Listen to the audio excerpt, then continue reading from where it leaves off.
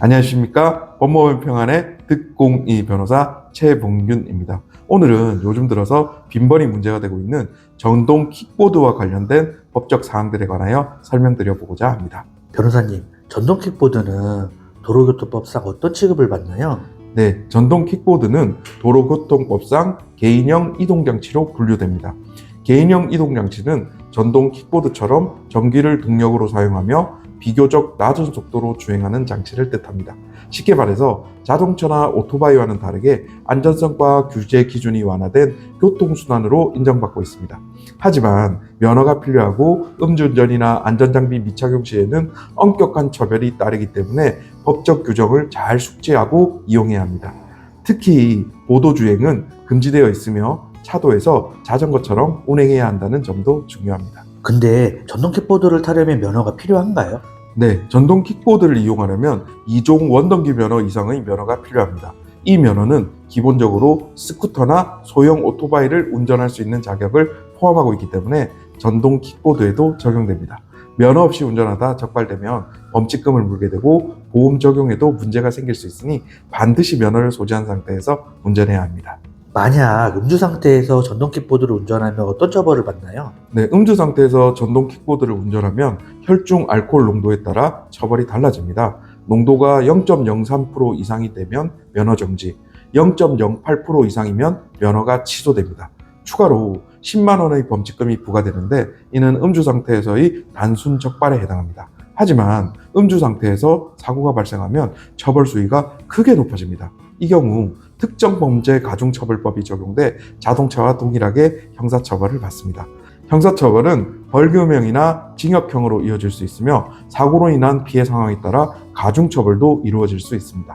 음주운전은 단순 적발만으로도 면허에 영향을 미치고 사고 시 법적 책임까지 크게 늘어나기 때문에 절대 하시면 안 됩니다. 전동 킥보드도 헬멧을 꼭 써야 하나요? 네, 물론입니다. 헬멧은 반드시 착용해야 합니다. 헬멧을 쓰지 않으면 그 자체만으로도 2만 원의 범칙금이 부과됩니다.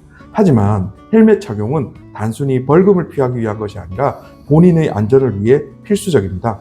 전동 킥보드 사고는 특히 머리와 목 부위에 심각한 부상을 일으킬 가능성이 높기 때문에 헬멧 착용은 자신의 생명을 지키는 첫걸음이라고 할 수 있습니다. 두 번째로, 전동 스쿠터는 도로교통법상 어떤 취급을 받나요? 네, 전동 스쿠터는 전동 킥보드와는 달리 원동기 장치 자전거로 분류됩니다. 이는 자동차에 준하는 법적 기준을 적용받는다는 의미입니다.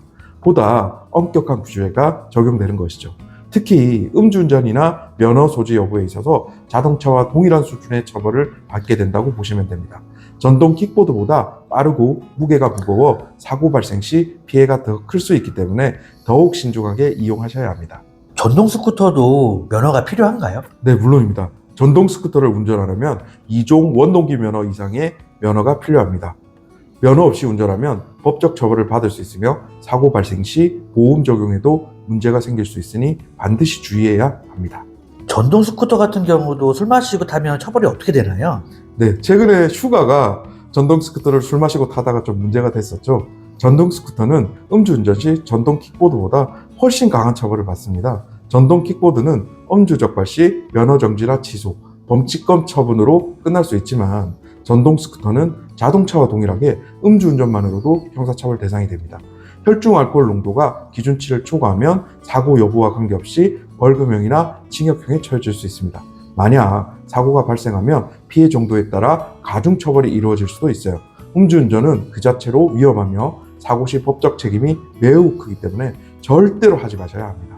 혹시 전동 스쿠터를 자전거 도로에서 탈 수 있나요? 전혀 아니에요. 전동 스쿠터는 자전거 도로와 보도에서 원칙적으로 주행할 수 없습니다. 반드시 차도로 주행해야 하며 이를 어길 경우 범칙금을 물게 됩니다. 차도를 주행할 때는 차량과의 충돌 위험성이 높기 때문에 안전장비 착용과 교통규칙 준수를 철저히 지켜야 합니다. 마지막 세 번째로 전기자전거인데요. 전기자전거는 어떤 기준으로 나뉘나요? 네, 이게 좀 복잡한데요. 전기자전거는 크게 PAS 방식과 스로틀 방식으로 나뉩니다. PAS 방식은 페달을 밟아야 전기 모터가 작동하는 방식으로 자전거로 분류돼 면허 없이 이용할 수 있습니다. 반면 스로틀 방식은 페달을 밟지 않아도 전기로만 주행이 가능해 전동 스쿠터와 동일하게 원동기 장치 자전거로 분류되며 면허가 필요하고 더 엄격한 규제를 받습니다. 그렇다면 PAS 방식 전기자전거의 규정은 무엇인가요? 네, PAS 방식 전기자전거는 자전거로 분류돼 면허 없이 이용할 수 있습니다. 음주운전 시에도 면허 정지나 취소 처분은 없지만 헬멧은 반드시 착용해야 하며 비착용 시 범칙금이 부과될 수 있습니다. 안전을 위해 자전거 도로에서 주행해야 하며 차도로 주행할 경우 차량과의 충돌 위험성이 높아지겠죠. 그러면 스로틀 방식 전기자전거는 어떤 규정을 따르나요? 네, 스로틀 방식 전기자전거는 전동 스쿠터와 동일한 규정을 따릅니다. 따라서 면허가 있어야 하며 음주운전 시 형사처벌 대상이 됩니다. 또 자전거 도로에서는 주행할 수 없고 차도로만 주행해야 합니다. 규정을 지키지 않을 경우 법적 처벌과 사고 위험에 노출될 수 있으니 반드시 주의하셔야 합니다. 전동 킥보드, 전동 스쿠터, 전기자전거 모두에 공통으로 적용되는 중요한 규정이 있나요?